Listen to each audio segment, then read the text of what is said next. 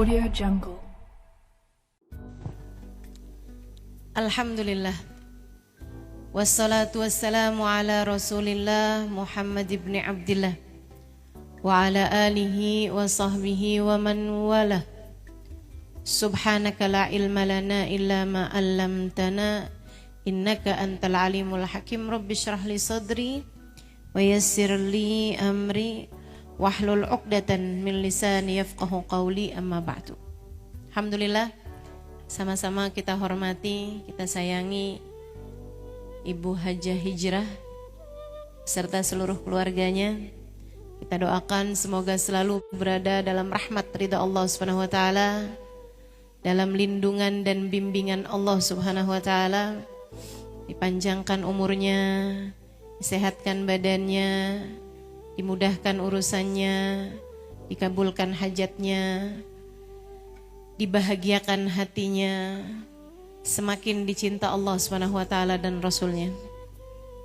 Segenap hubabah, segenap syaraif, segenap pimpinan-pimpinan majelis ta'lim, segenap pimpinan-pimpinan pondok pesantren, juga para ustazah dan semua yang hadir di majelis ini, baik ibu-ibu, kakak-kakak, adik-adik, anak-anak, nenek-nenek, janda-janda, jomblo-jomblo, yang semoga semuanya dirahmati, dicintai Allah Subhanahu wa taala, disayangi, disyafaati Nabi besar Muhammad sallallahu alaihi wa ala alihi wa sahbihi wasallam, insyaallah. Amin ya rabbal alamin. Teman-teman saudaraku sekalian yang saya muliakan, tema kita pada siang hari ini, keindahan rumah tangga baginda kita Nabi besar Muhammad sallallahu alaihi wa ala alihi wa sahbihi wasallam. Kita baru saja telah membaca sejarah hidup Nabi kita Muhammad alaihi salam, dari sebelum lahirnya sampai saat-saat kelahirannya, dan juga kita telah tadi sama-sama berdiri untuk mengucap salam kepada Nabi besar Muhammad sallallahu alaihi wasallam. Semoga apa yang kita lakukan pada hari ini diterima Allah Subhanahu wa taala, menjadi penyebab kita semakin dekat dengan baginda kita Nabi besar Muhammad sallallahu alaihi wa ala alihi wasallam, insyaallah. Amin ya rabbal alamin. Nabi Muhammad itu panutan untuk segala macam hal dan semua profesi, terutamanya dalam urusan berumah tangga dan berkehidupan. Karenanya, kalau kamu kepengen rumah tangga saya nih biar jadi rumah tangga yang menyenangkan, rumah tangga yang bahagia, rumah tangga yang penuh kasih sayang di dunia, maka panutanmu adalah manusia sempurna, manusia ideal, manusia paling tercinta di sisi Allah Subhanahu wa taala, bagindamu Nabi besar Muhammad sallallahu alaihi wa ala alihi wa sahbihi wasallam. Apalagi jika yang kamu harapkan adalah kamu ingin kamu dan orang yang ada dalam rumah tanggamu, yaitu suamimu, anak-anakmu. Teman-teman sekalian, kalau kamu ingin rumah tangga yang kamu bina di atas muka bumi ini tak hanya bahagia di dunia saja, tak hanya senang di dunia saja, akan tetapi juga kesenangan, kebahagiaannya panjang sampai menembus akhirat, hingga kalian berdua sebagai suami istri dan nanti kelaknya bersama dengan anak-anak kalian akan masuk ke dalam surga Allah Subhanahu wa taala bersama-sama. Seperti yang Allah Subhanahu wa taala sampaikan dalam Al-Qur'an, A'udzu billahi minasyaitonir rajim. Fa amma man utiya kitabahu biyaminihi fasawfa yuhasabu hisaban yasira wa yanqalibu ila ahlihi masrura. Barang siapa yang menerima catatan amal kebaikannya dengan tangan kanannya, kemudian mereka akan dihisab dengan hisaban yang mudah. Sesudahnya akan dikembalikan bersama keluarganya masrura, dalam keadaan penuh sukacita. Jika itu tujuanmu berumah tangga, tak hanya sekedar bahagia di dunia yang fana, akan tetapi juga bahagia hingga sampai di surga, ketahuilah, tak ada lain, tak ada bukan panutanmu adalah baginda Nabi besar Muhammad. Tak ada lain, tak ada bukan pembimbingmu, mentormu adalah Sayyiduna Muhammad. Tak ada lain, tak ada bukan imammu untuk kamu ikuti dalam berumah tangga adalah Sayyiduna Muhammad. Bagaimana beliau menjalani rumah tangganya untuk bisa kita ikuti perlahan-lahan dalam kehidupan rumah tangga kita, insya Allah. Teman-teman saudaraku sekalian yang saya muliakan, seperti apa rumah tangga Nabi Muhammad?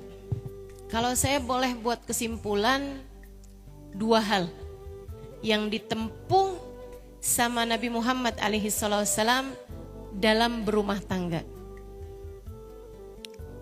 yang mudah-mudahan juga takdir kita hadir di majelis ini, Allah takdirkan kita untuk dapat mencontoh kehidupan beliau dalam rumah tangga kita. Dua hal yang ditempuh Nabi Muhammad dalam membina rumah tangganya. Yang pertama, menempuh jalan takwa. Yang kedua, menempuh jalan cinta. Keduanya ada dalam rumah tangga baginda kita Nabi besar Muhammad. Takwa dan cinta. Takwa artinya taat kepada perintah Allah, yang diperintahkan dijalankan, yang dilarang dijauhi. Syarat mutlak bahagiamu dalam berumah tangga. Yang kedua, dalam rumah tangga Nabi ada cinta antara pasangan kepada pasangannya, antara suami kepada istrinya, antara istri kepada suaminya, antara orang tua kepada anaknya, antara anak kepada orang tuanya. Bersama dengan itu, antara pasangan suami istri ini juga kepada orang tua masing-masing. Cinta kepada ibu bapak dari pasangan kita dan saudara-saudara kita. Sebab berumah tangga tak hanya menyatukan dua hati, akan tetapi juga menyatukan keluarga besar. Dari keluarga kita dengan keluarga suami kita. Teman-teman sekalian saya muliakan, yuk kita bahas satu-satu. Jalan takwa, kemudian jalan cinta. Jalan takwa. Saudaraku sekalian saya muliakan, keindahan rumah tangga Nabi Muhammad dilandasi dengan ketakwaan kepada Allah yang berbasis keikhlasan. Mereka mencari keridhaan Allah dalam pernikahannya. Teman-teman sekalian saya muliakan, Nabi kita Muhammad memberi arahan kepada kita sekalian, para pelaku-pelaku rumah tangga, para pemain-pemain dalam rumah tangga, para pemeran-pemeran rumah tangga. Kita ini saudaraku sekalian, sama Nabi Muhammad dikasih arahan, dikasih tuntunan, dikasih bimbingan tentang bagaimana seharusnya kita memandang pernikahan. Ini mesti sama dulu nih frekuensinya, biar nggak kresek-kresek. Pernah nggak buka radio, kalau frekuensinya belum pas tuh apa yang terjadi? Kresek-kresek. Rumah tangga kita juga kayak begitu tuh. Kalau belum pas frekuensinya, kresek-kresek teman-teman. Frekuensinya harus pas dulu, biar nggak ada yang nggak enak di rumah tangga kita. Biar nggak ada yang ngeres-ngeres di rumah tangga kita. Biar nggak ada yang bikin nggak nyaman di rumah tangga kita. Mesti kita samain dulu frekuensinya, cara memandang rumah tangga dengan cara memandang rumah tangga ala Nabi Muhammad SAW. Bagaimana cara Nabi Muhammad memandang rumah tangga? Nabi bersabda, "An-nikahu sunnati, faman raghiba an sunnati falaysa minni." Nikah adalah sunnahku. Nikah adalah jalan hidupku. Nikah adalah ibadahku. Nikah itu ibadah, teman-teman. Nikah itu sunnah Nabi, teman-teman. Yang mana Allah ngasih tahu kalau kalian pengen dicinta sama Allah, ikuti sunnahnya Nabi Muhammad. Ikuti jalan hidup Nabi Muhammad. Ikuti cara Nabi Muhammad berkehidupan. Ikuti ibadah Nabi Muhammad alaihi salam. Kata Allah, a'udzu billahi minasyaitonir rajim. Qul in kuntum tuhibbunallah fattabi'uni yuhibbukumullah wa yaghfir lakum dzunubakum. Sampaikanlah kepada umatmu wahai Nabi Muhammad, jika kalian ingin dicinta oleh Allah, jika kalian mengaku mencintai Allah, fattabi'uni, ikutilah aku Nabi Muhammad. Kalau kalian mengikuti Nabi Muhammad, yuhibbukumullah, kalian akan dicinta oleh Allah Subhanahu wa taala. Wa yaghfir lakum dzunubakum, dan akan diampunilah dosa-dosa kalian oleh Allah Subhanahu wa taala. Jadi ini frekuensi yang tepat memandang rumah tangga. Saya menjadi seorang istri untuk beribadah kepada Allah. Saya menjadi seorang istri untuk bisa menjalankan sunnahnya Nabi Muhammad sallallahu alaihi wasallam.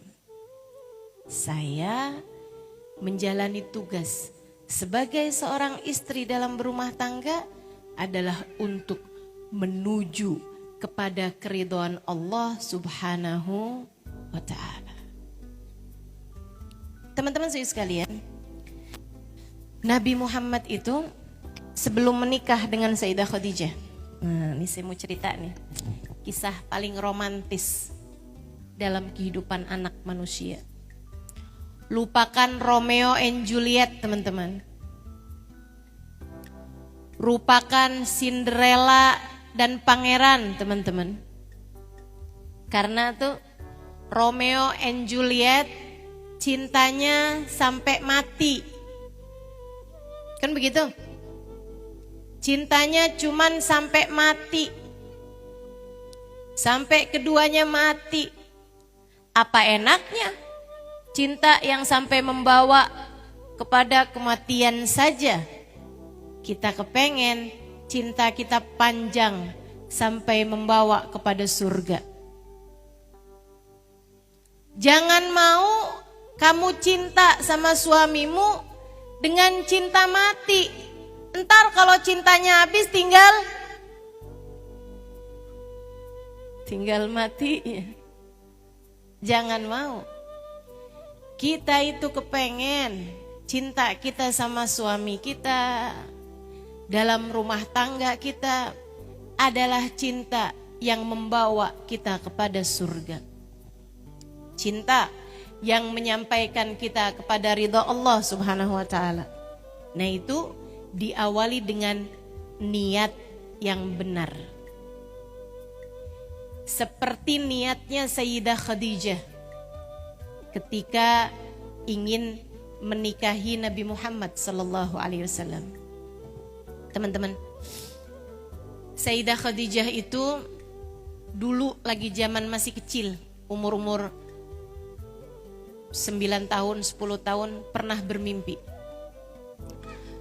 Beliau bermimpi dan beliau ini adalah seorang perempuan dari kalangan terhormat, dari kalangan bangsawan yang punya nasab yang mulia, dan satu dari sedikit sekali perempuan-perempuan zaman tersebut yang bisa membaca dan bisa menulis.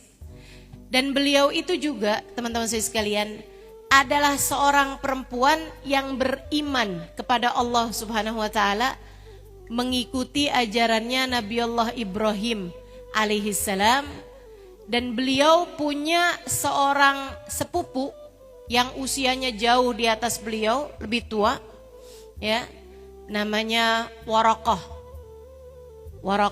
bin Malik. Sehingga sekalian saya muliakan, Waraqah bin Naufal, mohon maaf. Nah, Waraqah ini adalah seorang pendeta ahli kitab, mengikuti ajarannya Nabiullah Isa alaihi salam, menyembah Allah, beriman kepada Allah. Satu waktu Sayyidah Khadijah bermimpi, dia melihat ada matahari, cahayanya terang sekali, turun ke kota Mekah, kemudian turun ke rumahnya, kemudian jatuh tepat di pangkuannya. Cahaya tersebut kemudian menyinari dari rumahnya, terus menyinari ke kota Mekah, kemudian terus menyinari sampai ke seluruh permukaan bumi ini. Dalam mimpinya Sayyidah Khadijah bermimpi seperti itu. Esok paginya beliau pun menceritakan mimpinya tersebut kepada saudara sepupunya, Waraqah bin Naufal. Dia bilang, Syekh, Tuan, atau apalah, saya kurang tahu panggilan pada zaman tersebut, gitu ya.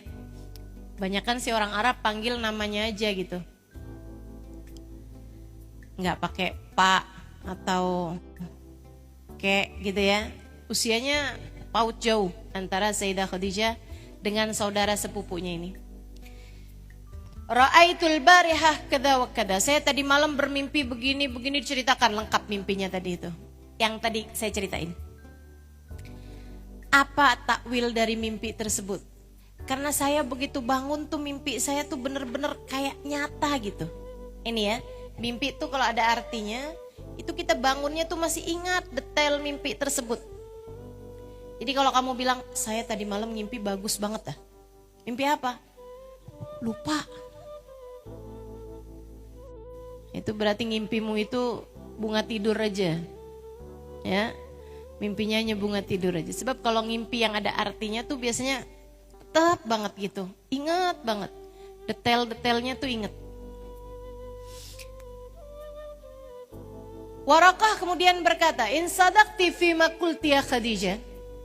Jika benar apa yang kamu lihat dalam mimpimu tersebut itu Khadijah, maka cahaya akan keluar dari rumahmu, wa arju an takuna hiya nurun nubuwah. Aku kira menurut pentafsiranku terhadap mimpi ini, cahaya itu adalah cahaya kenabian. Artinya Khadijah, kamu akan menjadi istri seorang nabi. Sayyidah Khadijah deg-degan dengernya, ya ampun. Saya akan bersuamikan seorang nabi. Deg-degan. Sehingga sekalian, Sayyidah Khadijah pun mulai itu. Sejak hari itu nungguin ada yang lamar, bukan nabi gitu kan. Sayyidah Khadijah nungguin, karena zaman tersebut orang nikahnya muda-muda, 12 tahun, 13 tahun, itu udah pada nikah teman-teman. Makanya jangan heran Sayyidah Aisyah tuh menikah di usia sangat muda, karena memang zaman tersebut itu orang menikah di usia yang masih sangat muda. Jadi teman-temannya udah pada mulai nikah nih. Sayyidah Khadijah nungguin aja gitu lamaran. Ternyata nggak ada nabi yang melamar. Jangankan melamar, kedengeran ada nabi gitu diutuskan nggak ada. Akhirnya ya udah deh, nikah aja deh.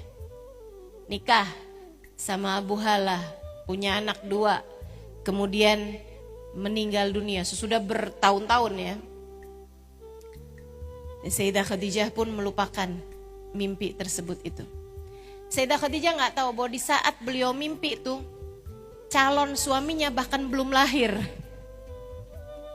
Ini perhatian buat adik-adik jomblo ya.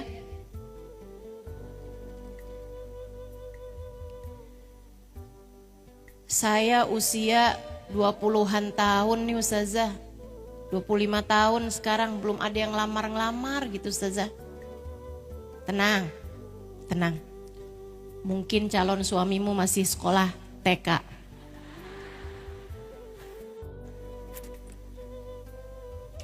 Sayyidah Khadijah tuh waktu ditanya kapan pertama kali engkau berjumpa dengan Sayyiduna Muhammad. Allahumma shalli alaihi. Sallu ala Nabi. Sayyidah Khadijah menjawab, saya pertama kali berjumpa dengannya adalah ketika saya menjenguk teman saya bernama Aminah melahirkan dia. Gimana nih menurutmu? Kalau kamu menjenguk anak baru dilahirkan ternyata dia adalah calon suamimu.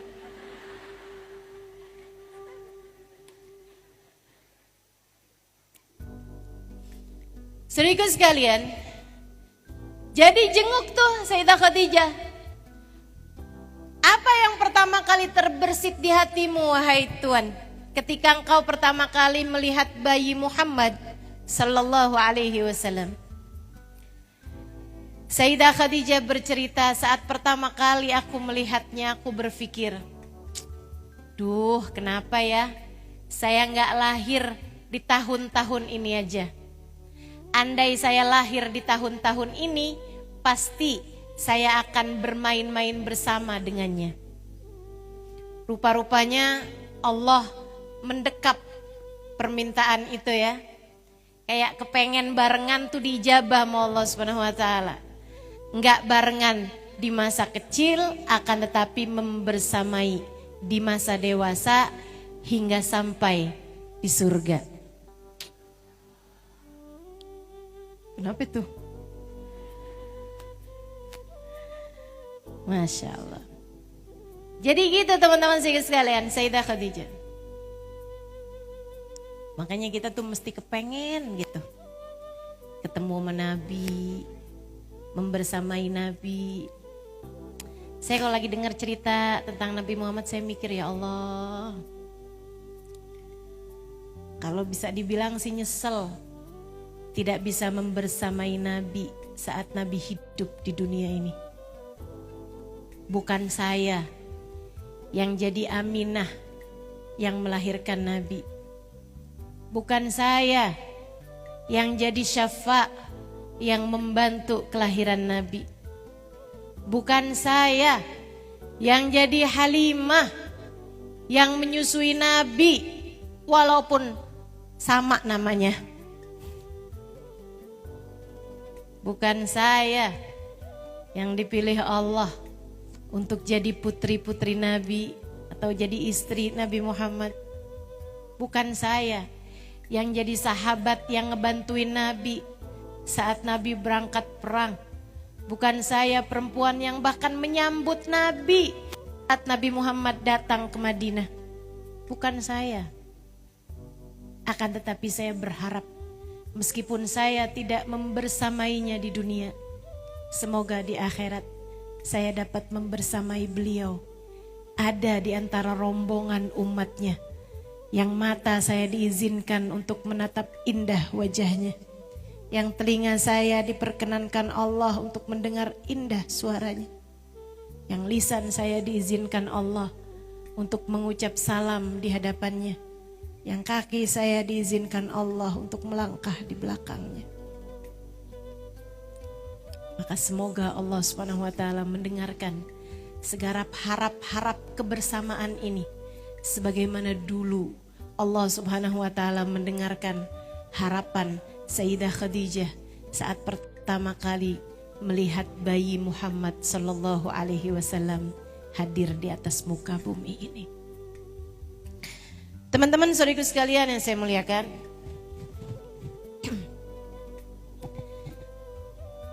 kemudian dapat berpuluh tahun dari Sayyidah Khadijah menikah, punya 3 anak dari 2 suami. Sekarang suami yang kedua pun meninggal dunia. Emang udah tua teman-teman. Maksudnya Sayyidah Khadijah ini kan menikah dari sebelum umur 15 tahun ya. Suaminya umurnya di atas beliau jauh. Punya anak 2, suaminya meninggal, menjanda sekian lama, kemudian nikah lagi. Kemudian punya anak 1, suaminya juga meninggal dunia. Selepas itu Sayyidah Khadijah menjanda, tapi bukan janda sembarang janda. Itu kayak pantun ya, bukan janda sembarang janda. Cakep. Janda ini janda Mekah. Cakep. Teman-teman sekalian, ini Sayyidah Khadijah nih, bukan janda sembarang janda. Sayyidah Khadijah waktu itu adalah janda kaya raya dan baik hatinya yang ada di kota Mekah. Sampai-sampai setara ratu bagi orang Mekah. Kenapa gitu? Karena beliau bukan hanya kaya, tapi juga sangat dermawan. Kerjaannya nanggungin nafkah orang-orang miskin di kota Mekah. Kerjaannya kalau ada orang-orang susah di Mekah, beliau yang bantuin. Kalau ada orang susah secara ekonomi, beliau modalin. Kalau ada anak-anak yatim yang ditinggalkan oleh ayah mereka gitu, beliau yang menyantuni anak-anak tersebut. Sangat dermawan, sangat dermawan.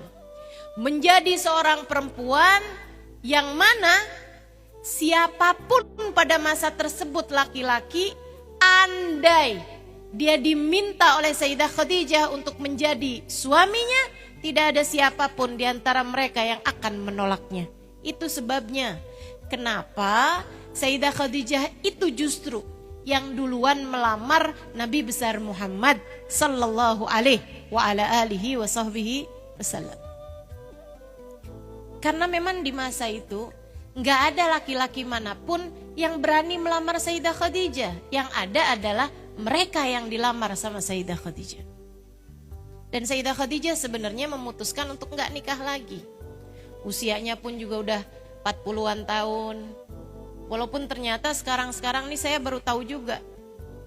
Saya sekarang udah 43 tahun, ternyata belum tua-tua amat ya. Menurutmu saya udah tua apa belum? Mudah-mudahan Allah kasih sehat ya. Saya kalau ngaca sih di cermin gitu saya liatin kayaknya belum tua-tua amat kalau ngeliat muka. Tapi kalau dari duduk ke berdiri gitu, saya baru berasa betapa dengkul saya tidak semuda dulu lagi. Ibu-ibu juga nih, kalau mau ngelihat umurnya orang bu, jangan dilihat dari muka bu. Sekarang muka-muka nih pada menipu. Jangan lihat mukanya tapi lihat dengkulnya. Lihat lututnya. Kalau udah model yang kalau duduk di bawah per 15 menit ganti posisi. Dari bersila gitu ya. Ganti ke miring kanan, tar miring kiri, ujung-ujungnya selonjoran. Ada yang begitu? Sama. Teman-teman sekalian, Sayyidah Khadijah di usia beliau 40 tahun. Teman-teman sekalian, beliau itu kehilangan seseorang yang biasa bawa barang dagangannya. Akhirnya nanya sama temennya Nafisah, Fis, kamu ada kenal orang gak sih? Saya nih mau ada orang nih bawa barang dagangan saya. Sayyidah Khadijah waktu itu seorang perempuan wanita karir teman-teman. Jadi kalau kamu mengira bahwa kamu adalah seorang wanita karir dan kamu begitu modern, kemudian kamu ngerasa bahwa aturan-aturan Islam itu membuatmu tidak bisa berkarir dengan baik gitu, tidak bisa menjadi seorang perempuan produktif, maka kamu tidak salah jika hari ini duduk di majelis ini.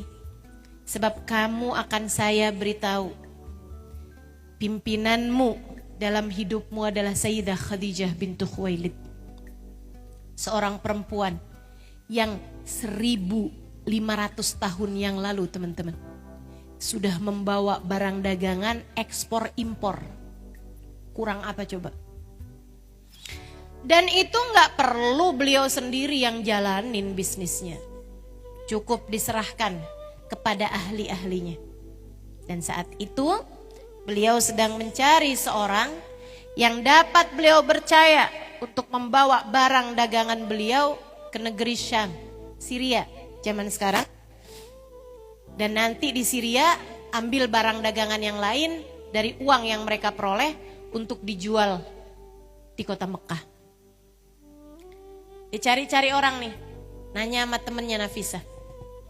Nafisah bilang, yang kamu cari Khadijah, orang yang seperti apa? Yang pintar? Enggak sih, enggak harus pintar-pintar amat. Yang cakep? Ya enggak ada urusan lah, ini kan dagang. Enggak harus nyari orang yang tampan. Terus kamu nyari orang yang seperti apa? Yang bisa dipercaya? Ah, itu dia tuh. Yang jujur, yang bisa dipercaya. Oh, kalau gitu Al-Amin. Orang yang dapat dipercaya. Iya betul, saya nyari Al-Amin. Ya udah kalau gitu Al-Amin aja. Iya memang saya nyari Al-Amin. Iya Al-Amin aja. Maksud kamu gimana nih? Karena masa itu Nabi Muhammad dapat julukan Al-Amin. Belum jadi nabi, tapi jujur gak pernah bohong. Teman-teman saya sekalian, orang baik, calon orang baik itu memang udah baik dari awal. Jadi adik-adik nih, jangan mikir, tar saya kalau kawin jadi perempuan soleha. Tar kalau saya nikah, saya akan jadi perempuan yang pinter menjaga diri. Gak centil sama laki-laki.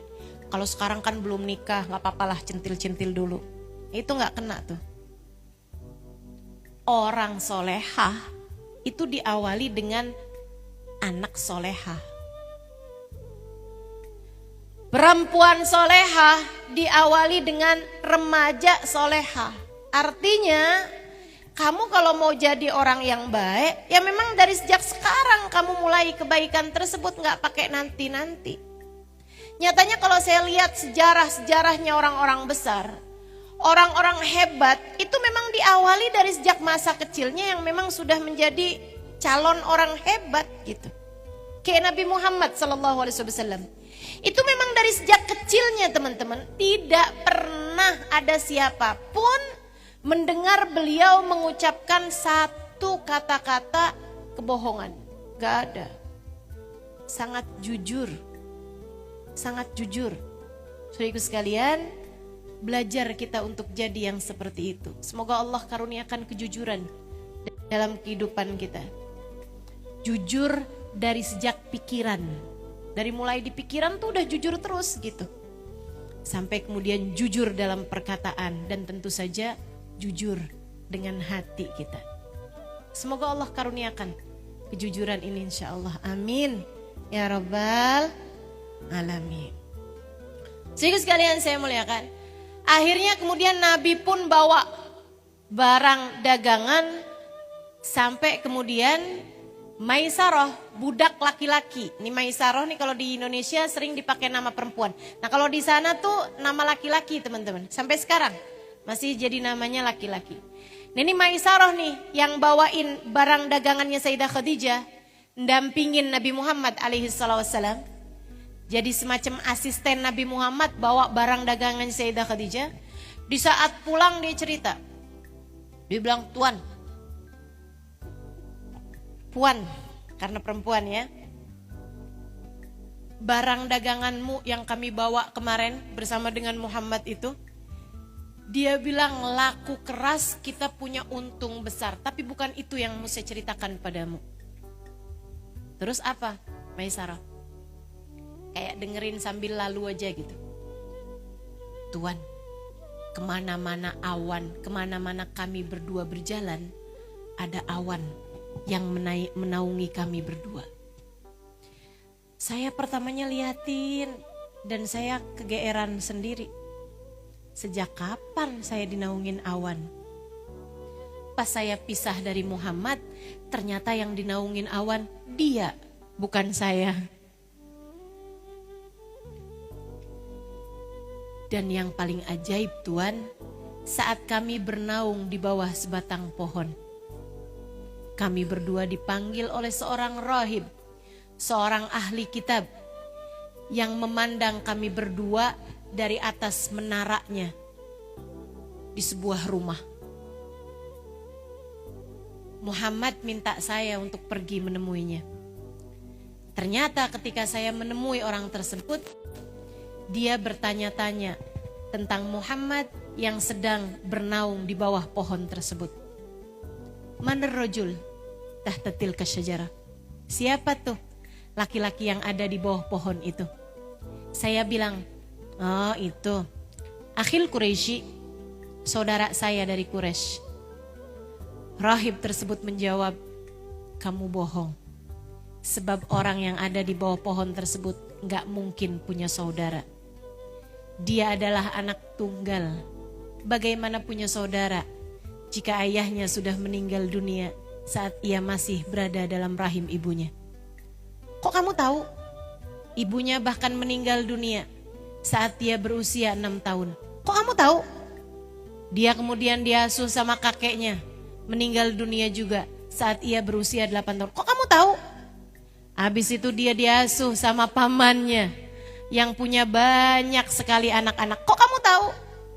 Dia adalah penyuka warna hijau. Saya nggak tahu.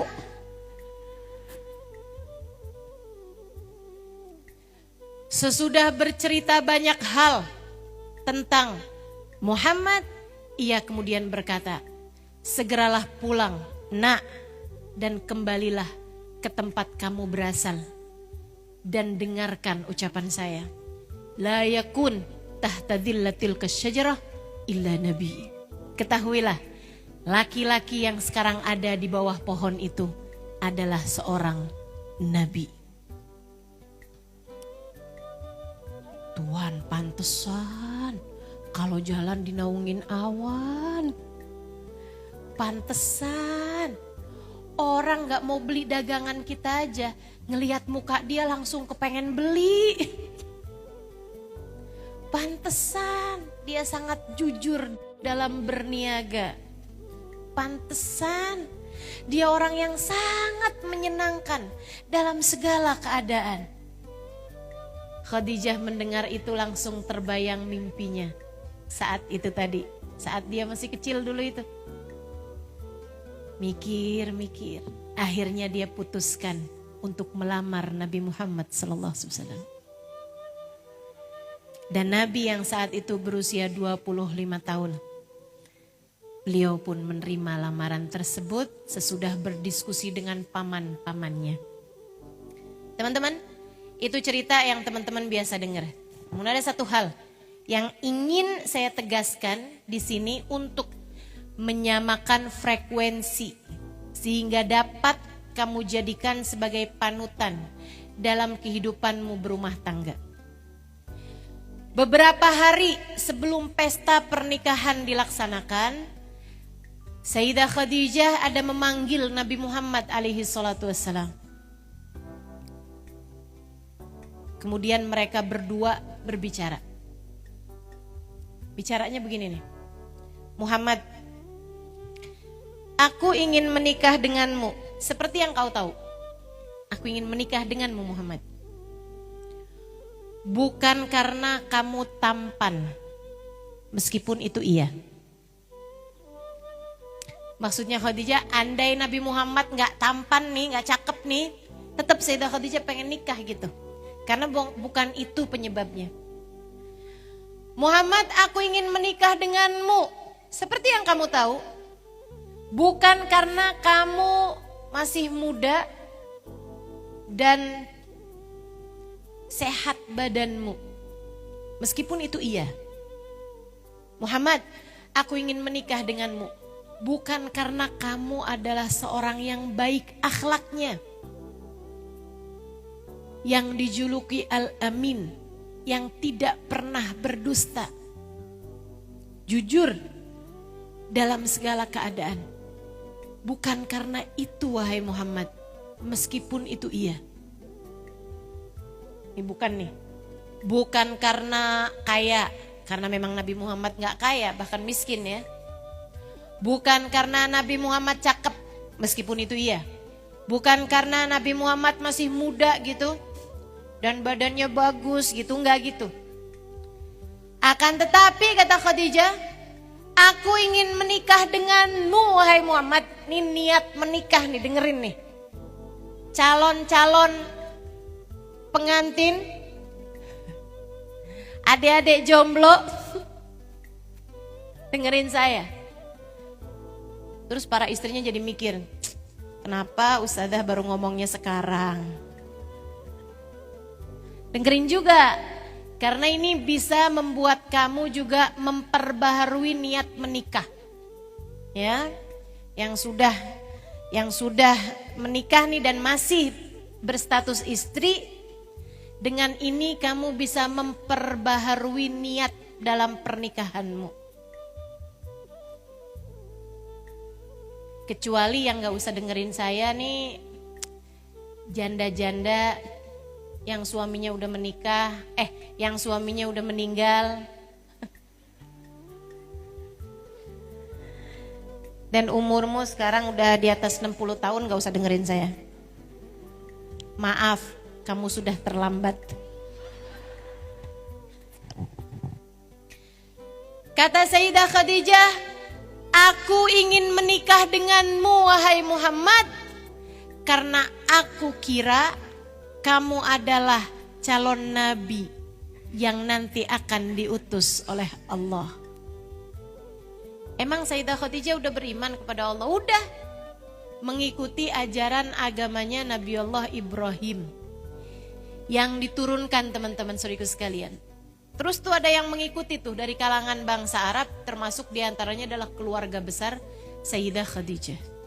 Dan termasuk juga diantaranya adalah keluarga besar baginda kita Nabi besar Muhammad sallallahu alaihi wa ala alihi wasallam.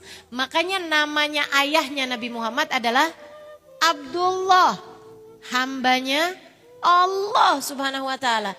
Itu gak pernah ganti nama, jangan salah. Jadi ayah ibunya Nabi Muhammad itu adalah orang-orang yang beriman kepada Allah. Sampai dengan kakek-kakeknya, sampai dengan Nabi Allah Ismail bin Ibrahim alaihimussalam. Semuanya gak ada yang nyembah berhala. Semuanya gak ada yang menyembah kepada selain Allah. Semuanya adalah ahli-ahli sujud kepada Allah. Sebagaimana yang Allah sebutkan dalam Al-Quran, A'udzu billahi minasyaitonir rajim wa taqallubaka fis sajidin, dan kami membolak-balik engkau wahai Muhammad, memindahkan dari sulbi ke rahim, dari rahim ke sulbi, dari sulbi ke rahim, keturunanmu semuanya fis sajidin, semuanya adalah ahli-ahli sujud kepada Allah. Semua beriman kepada Allah. Katanya sahibul Maulid Ad-Dibai, walam yaltaqiya ala sifahin qat. Nasab Nabi Muhammad dari ayah ibundanya sampai ke kakek neneknya, terus ke atas-atasnya, ke atas-atasnya sampai dengan Nabi Allah Ibrahim alaihimussalam, sampai kepada kakek-kakeknya Nabi Ibrahim, terus sampai kepada Nabi Adam. Lam yaltaqiya ala sifahin qat. Tidak ada yang bertemunya dalam perzinaan sama sekali. Semuanya bertemu dalam pernikahan yang sah. Teman-teman saudaraku sekalian, karena memang untuk melahirkan anak yang soleh, anak yang soleha, terlebih dahulu orang tuanya harus menjaga diri, sehingga keduanya menjadi pasangan suami istri yang sah dalam pernikahan. Susah mau dapat anak soleh-soleha kalau ketemunya di luar pernikahan. Terjadinya dalam perzinaan susah, teman-teman. Mudah-mudahan Allah jaga anak-anak kita, keturunan kita semuanya. Allah jauhkan dari perzinahan insyaallah. Amin.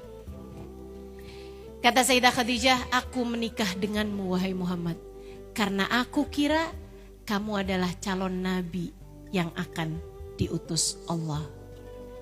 Terus tujuannya apa? Wahai Muhammad, aku ingin menikah denganmu agar di saat nanti Allah mengutusmu sebagai seorang nabi, aku minta kepadamu, bawalah aku menuju Allah yang kelak akan mengutusmu. Sayyidah Khadijah menikahi Nabi Muhammad karena ingin dibawa menuju Allah.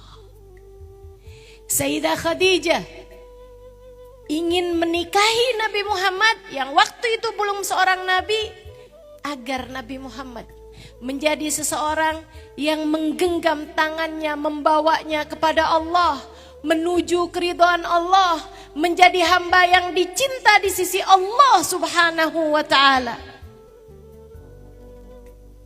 Sayyidah Khadijah menikahi Nabi Muhammad karena mencari cinta Allah. Sayyidah Khadijah gak bilang, aku berharap menikahimu agar kamu mencintaiku apa adanya. Gak ada tuh. Jadi adik-adik, jangan sampai kamu beribadah kepada Allah dengan pernikahan, katamu, tapi sebenarnya yang kamu cari adalah cinta suamimu. Jangan. Dibalik deh. Kamu nyari cinta Allah lewat suamimu. Bukan kamu nyari cinta suamimu lewat pernikahan, lewat ibadah kepada Allah. Ayo para ibu nih, para istri. Beneri niatmu, perbaharui niatmu. Jika kamu dulunya menikah karena nggak ngerti, asalnya kamu menikah karena cinta. Ustazah, saya mah dulu menikah tuh nggak karena harta Ustazah. Kami akan berjuang bersama-sama. Terus kamu nikahnya karena apa? Ya karena cinta. Saya bilang sama pacar saya, aku tak sanggup hidup tanpamu.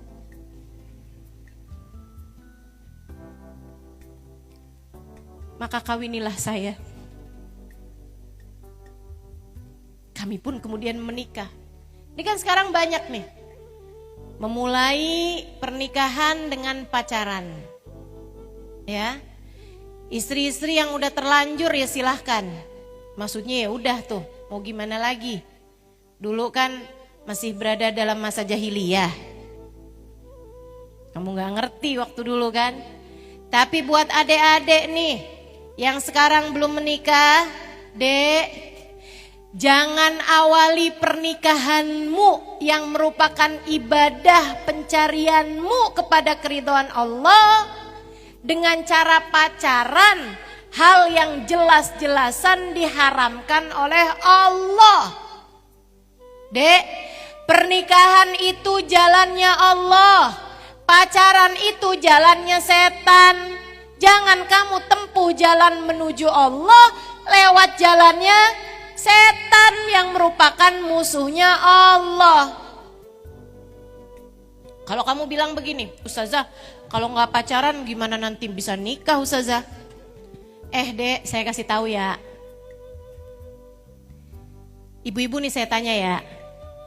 Ibu-ibu nikah sama pacar ibu bukan? Ada yang bilang iya, ada yang bilang bukan. Oke nih, kepada yang menikahnya sama mantan pacarnya dulunya ya. Sama pacarnya gitu. Dulunya kan mantan pacar, sekarang jadi suami. Saya tanya, apakah itu adalah pacar pertamamu? Pada ngaku tuh bukan katanya. Berarti waktu yang kamu pacaran, kamu sampai merasa tidak sanggup hidup tanpa dia. Waktu yang dulunya kamu pacaran sebelum sama dia nih, yang kamu ngerasa kayaknya duniamu menjadi seperti tanpa dia, seperti menjadi pelangi tanpa warna. Ini namanya bukan pelangi kalau nggak ada warnanya ya. Teman-teman saudaraku sekalian yang saya muliakan, kamu bahkan pacaran sampai tahunan loh. Ada yang ternyata pacaran tahunan, kawinnya nggak sama dia. Itu kan berarti selama ini kamu pacaran buat jagain jodoh orang.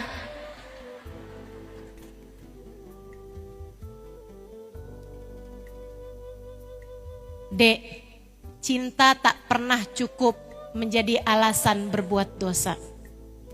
Camkan ucapan saya. Cinta tak pernah cukup untuk alasanmu berbuat dosa.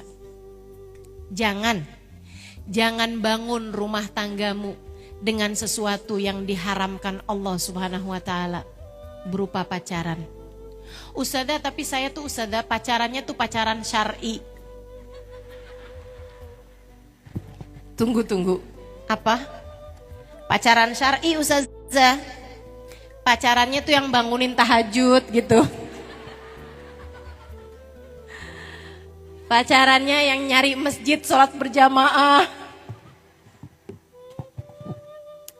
Dek, kamu bilang pacaran syar'i itu sama kayak kamu bilang saya ustazah makan babi yang halal.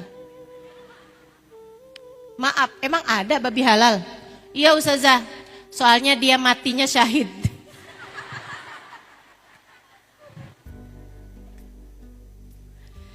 Teman-teman saudariku sekalian, pacaran ya haram, udah gak usah tuh.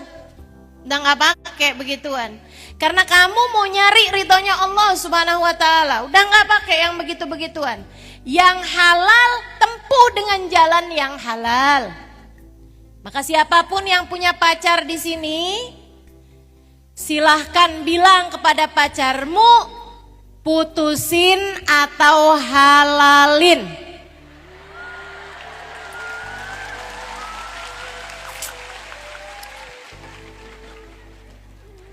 Sebab saya tak mau hidup saya yang hanya sekali-sekalinya ini saya tempuh lewat jalur dosa. Gituin, betul gak?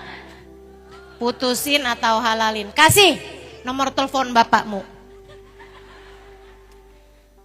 Teman-teman saudariku sekalian yang saya muliakan, karena nikah itu ibadah. Kamu nyari Allah lewat jalan suamimu. Dan para istri, kamu harus menjadikan suamimu sebagai jalan surga bagimu. Karena memang faktanya seperti itu. Pernikahan ini adalah jalanmu menuju ridha Allah Subhanahu wa taala. Dan suamimu siapapun orangnya. Dengerin saya. Suamimu siapapun orangnya adalah jalanmu menuju surga. Ia adalah pemegang kunci surga bagimu. Dia yang pegang kunci surga. Ustazah, tapi suami saya nggak sholat. Teman-teman saudariku sekalian, kan saya bilang dia yang pegang kunci surgamu. Dia belum tentu pegang kunci surganya sendiri. Dia belum tentu masuk surga. Tapi kamu kalau mau masuk surga, kunci surgamu adanya sama dia. Jadi kalau kamu kepengen masuk surga, yang baik-baik sama yang pegang kunci surgamu, yaitu suamimu, teman-teman saudariku sekalian. Kamu harus baik-baik sama dia. Sebab kalau kamu gak baik-baik, takutnya dia buang kunci surganya. Atau dia telan kunci surganya. Kamu susah nanti nyarinya ya. Jadi teman-teman saudariku sekalian, pernikahan adalah jalanmu menuju surga. Tapi suami saya gak soleh ustazah. Gimana saya ini mau hormat, mau sopan, mau memuliakan dia. Dianya aja gak sholat, gimana mau jadi imam yang baik dalam rumah tangga. Dianya gak sholat ustazah. Bagaimana saya jadi makmum yang solehah bagi dia? Orang dia sholat aja enggak. Teman-teman saudara sekalian, ingat ceritanya Fir'aun sama Asiyah. Asiyah itu dimasukkan Allah SWT ke dalam surga karena dia adalah seorang istri yang solehah. Padahal suaminya Fir'aun loh. Suami kamu kan gak Fir'aun amat.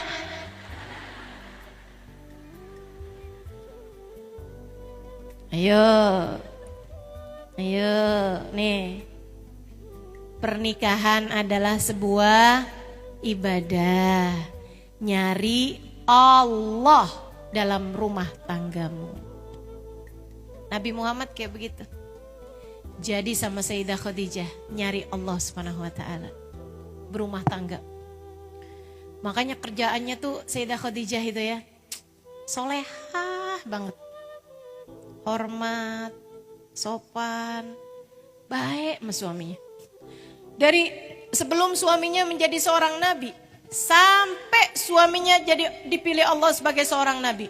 Dapat wahyu di Gua Hira, Iqra bismi rabbikal ladzi khalaq. Khalaqal insana min 'alaq. Iqra warabbukal akram. Alladzi 'allama bil qalam. 'Allamal insana ma lam ya'lam. Sayyidah Khadijah mendampingi suaminya dari sejak di masa suaminya dimuliakan orang, suaminya dihargai orang, suaminya dipuji-puji orang, sampai ketika Nabi Muhammad mengaku dirinya sebagai seorang nabi, diutus oleh Allah Subhanahu wa taala. Orang-orang pun kemudian mencemooh Nabi Muhammad, menghujat Nabi Muhammad, melemparkan debu di muka Nabi Muhammad, bahkan melemparkan kotoran di badan Nabi Muhammad, sampai mereka merencanakan pembunuhan kepada Nabi Muhammad.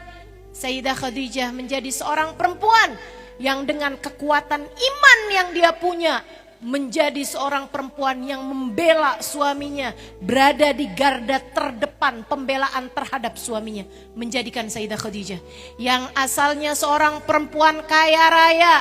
Teman-teman saudariku sekalian, habis hartanya untuk dakwah Sayyidina Muhammad sallallahu alaihi wasallam. Sayyidah Khadijah yang asalnya seorang perempuan yang cantik jelita, makan apapun dia bisa.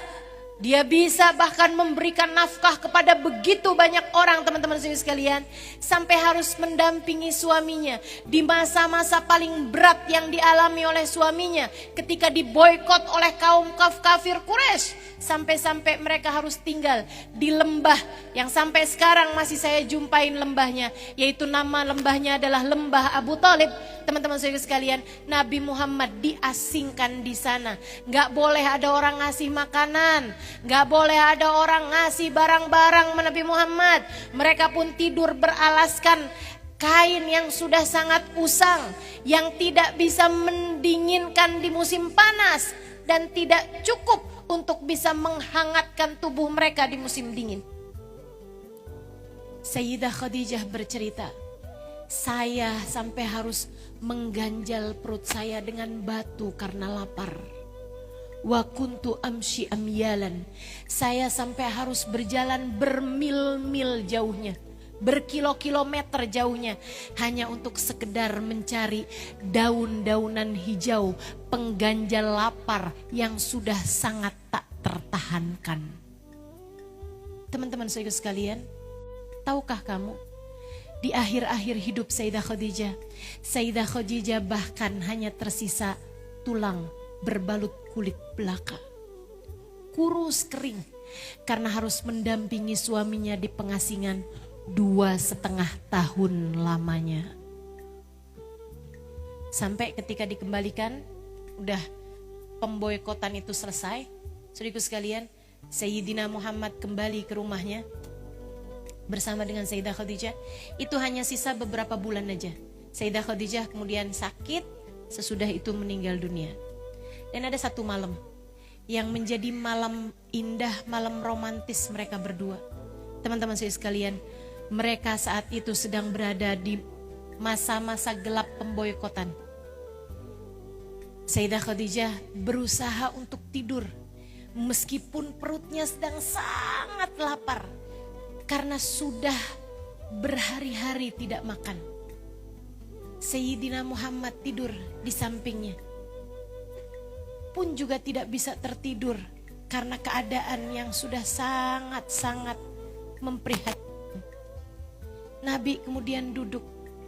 Ia pandangi wajah istrinya yang usianya waktu itu di atas 60-an tahun.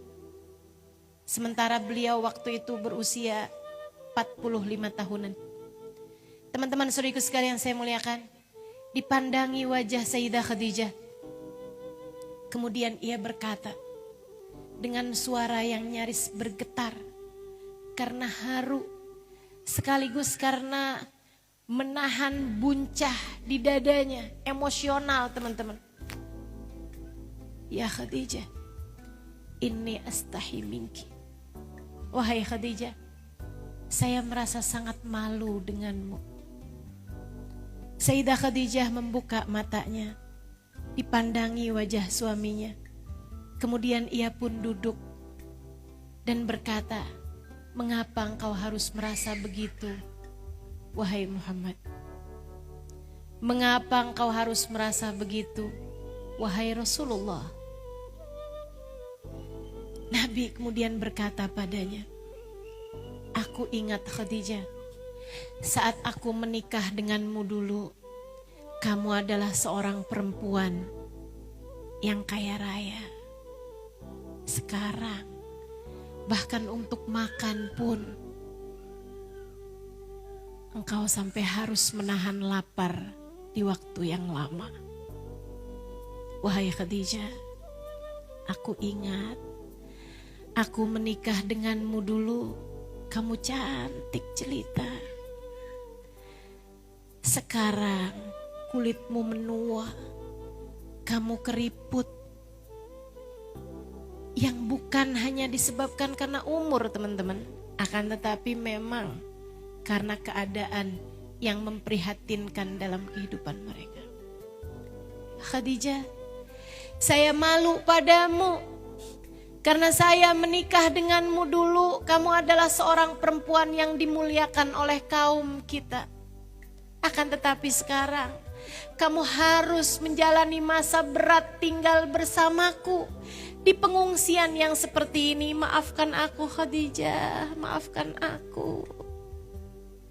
Nabi Muhammad merasa kayak sebagai suami beliau sangat tidak ideal gitu.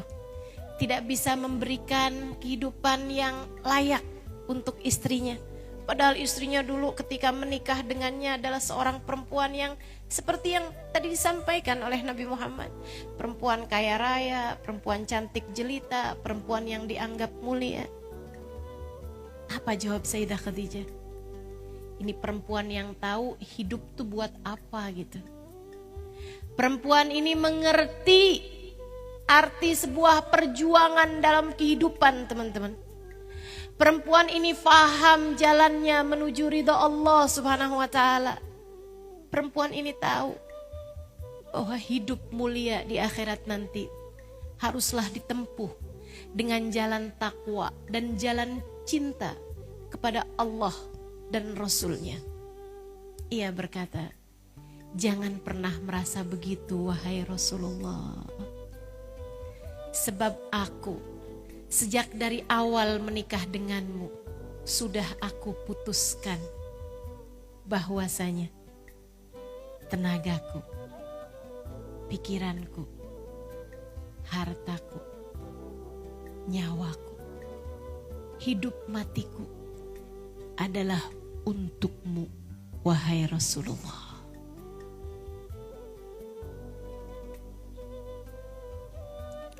Romeo Juliet sih gak ada papanya teman-teman. Apalagi Cinderella. Itu Cinderella jadi kisah cinta indah hanya karena gak ada bagian keduanya aja. Kalau ada Cinderella part 2 gitu, itu isinya pangerannya ketemu sama perempuan kedua. Kemudian dia merasa jatuh cinta.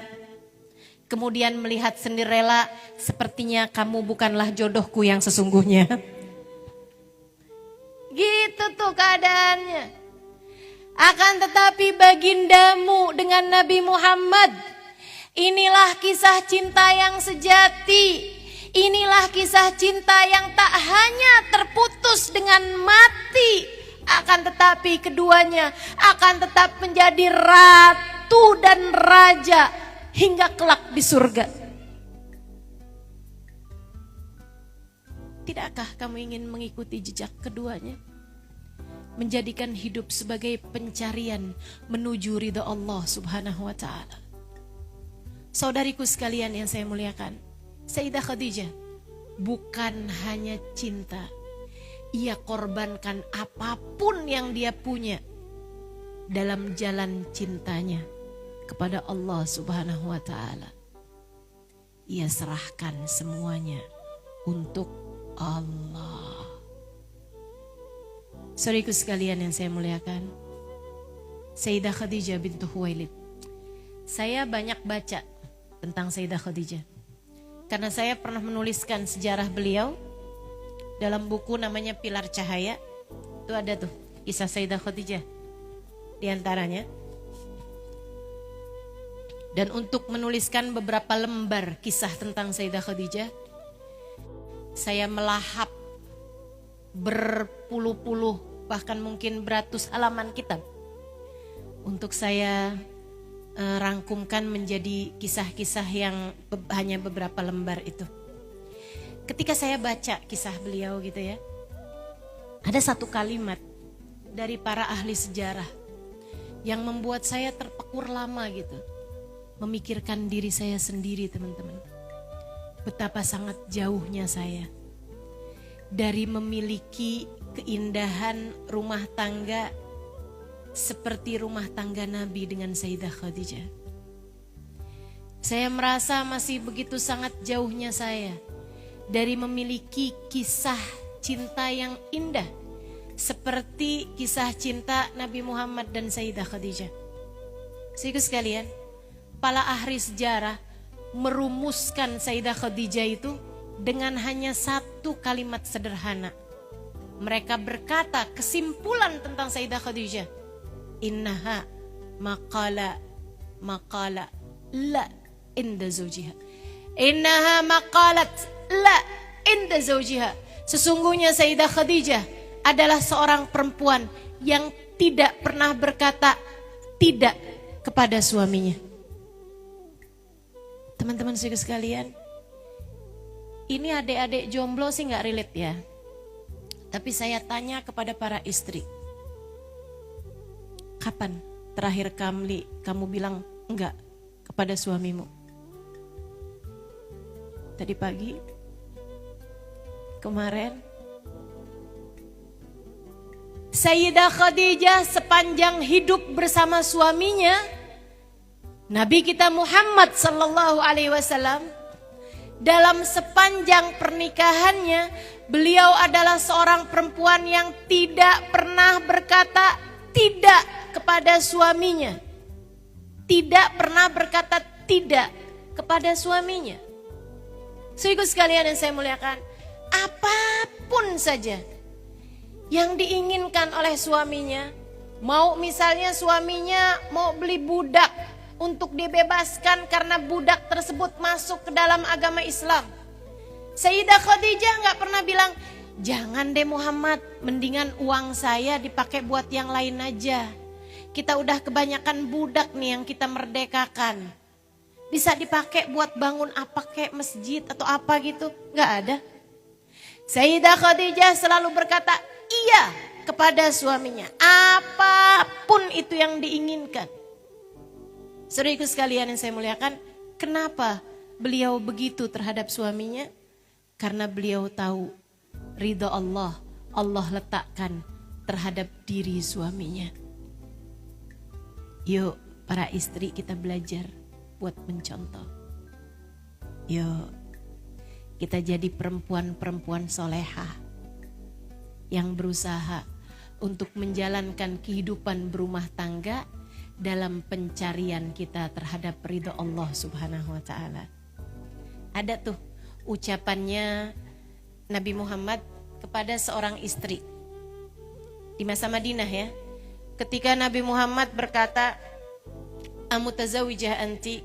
Apakah kamu adalah seorang perempuan yang bersuami? Sudah perempuan itu bertanya beberapa permasalahan fikih. Katanya perempuan tersebut, "Bala ya Rasulullah, betul wahai Rasul, saya adalah istrinya Fulan bin Fulan." Nabi bertanya begini nih teman-teman, "Kaifa anti bih?" Para istri dengerin saya. "Kaifa anti bih?" Nabi tuh orangnya sangat peduli kepada keadaan umatnya. Termasuk kepada kita kaum perempuan dari umatnya, Nabi sangat peduli keadaan kita.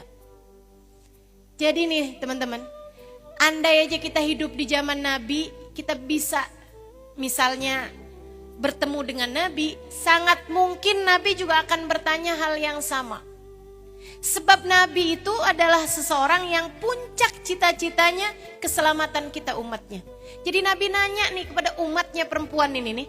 Ketika dia habis nanya, Rasulullah hukumnya kalau sholat begini begitu batal apa enggak gitu, dia habis nanya beberapa permasalahan fikih. Nabi habis itu nanya, "Apakah kamu udah menikah?"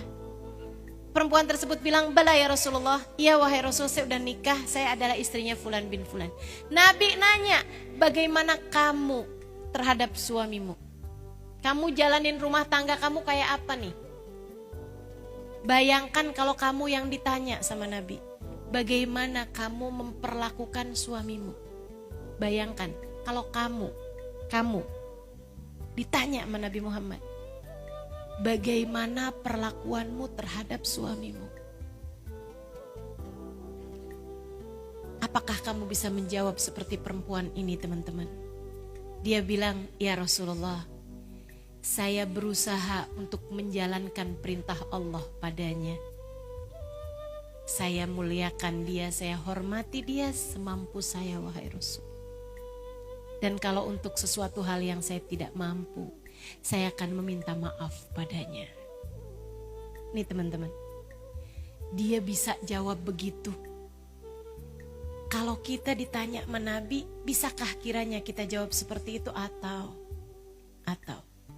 kita akan menunduk malu kemudian berkata, "Maaf Rasul, saya belum jadi istri yang solehah baginya." Karena teman-teman, Nabi ketika umat perempuannya ini berkata seperti itu, Nabi tersenyum, Nabi senang benar. Saya rasa sama.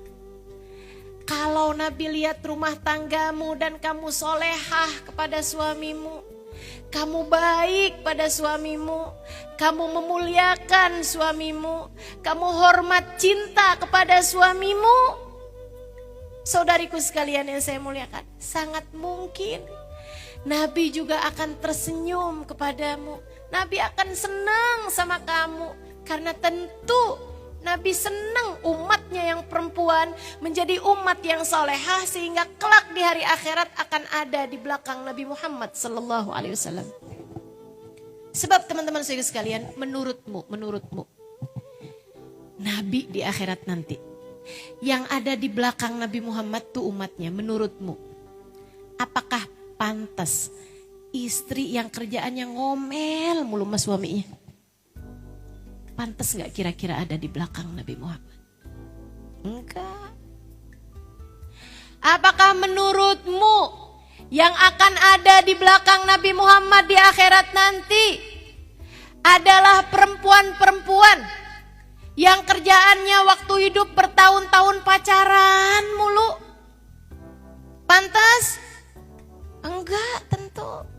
Saudaraku sekalian, yang akan ada di belakang Nabi adalah perempuan-perempuan solehah yang mampu menjaga dirinya di saat ia belum menikah, dan mampu menjaga harga dirinya sesudah ia menikah dengan tidak mencintai lelaki yang tidak halal baginya, dan juga dengan memuliakan dan menghormati suaminya, menjadi istri yang solehah bagi suaminya, menjadi surga bagi suaminya. Bukankah Nabi Muhammad berkata, kata Nabi Muhammad, "Ad-dunya mata' wa khairu mata'iha al-mar'atus solehah." Dunia ada surganya, ada kesenangannya, dan sesurga-surganya bumi, kesenangan terindah di bumi ini adalah memiliki istri yang solehah. Coba para istri diingat-ingat, Suamimu selama ini ketika bersamamu serasa ada dalam surga atau serasa ada dalam neraka? Saya selama ini gak pernah tertarik nonton film horor, kata suaminya. Kenapa gitu? Sebab seserem-seremnya hantu di film horor, istri saya jauh lebih horor. Jangan sampai begitu ya. Saudara sekalian, sesudah perempuan tersebut berkata seperti itu, Nabi tersenyum lebar padanya, kemudian berkata, ini ucapan selalu saya ingat-ingat terus dalam saya menjalankan biduk rumah tangga saya yang sampai sekarang sudah 20 tahun. Belum ada anak, jadi saya pengantin baru terus-terusan. Teman-teman sekalian, ucapan Nabi Muhammad yang ini nih, saya tidak memfiguranya di kamar saya, akan tetapi saya figura dalam hati saya. Saya terus-terusan ingat sebagai pesan cinta Nabi Muhammad kepada saya umatnya. Para istri-istri yang hidup di zaman 2022 mau masuk 2023. Kata Nabi Muhammad, "Fanduri ilaih fa innama huwa jannatuki wa naruki." Perhatikan betul bagaimana kamu bersikap terhadap suamimu, sebab suamimu jalan surga bagimu jika kamu memuliakannya, jika kamu baik padanya, dan jalan neraka bagimu jika kamu menyia-nyiakannya. Teman-teman, ingat-ingat betul ucapan Nabi Muhammad. Fanduri ilaih fa innama huwa jannatuki wa naruki. Perhatikan betul bagaimana kamu berbuat terhadap suamimu. Suamimu adalah jalan surga bagimu jika kamu memuliakannya, atau jalan neraka bagimu jika kamu menyia-nyiakannya. Mari belajar menjadi istri yang soleha. Mari menuju surga kita. Mari menuju keridhaan Allah Subhanahu wa taala dalam diri kita. Teman-teman saudara sekalian, jalan takwa, patuh kepada perintah Allah, kita jalankan rumah tangga kita bersama dengan jalan cinta. Kita cintai suami kita karena Allah Subhanahu wa taala. Rabbana zalamna anfusana wa illam taghfir lana wa tarhamna lanakunanna minal khasirin. Rabbana atina fid dunya hasanah wa fil akhirati hasanah wa qina adzabannar. Da'wahum fiha subhanakallahumma wa tahiyyatuhum fiha salam. Akhiru da'wana anil hamdulillahi rabbil alamin. Kita akhiri dengan membaca suratul Fatihah. Kita minta kepada Allah, semudah kita mendengarnya pada hari ini, pada siang hari ini, semoga Allah mudahkan kita untuk dapat mengamalkannya dalam kehidupan kita.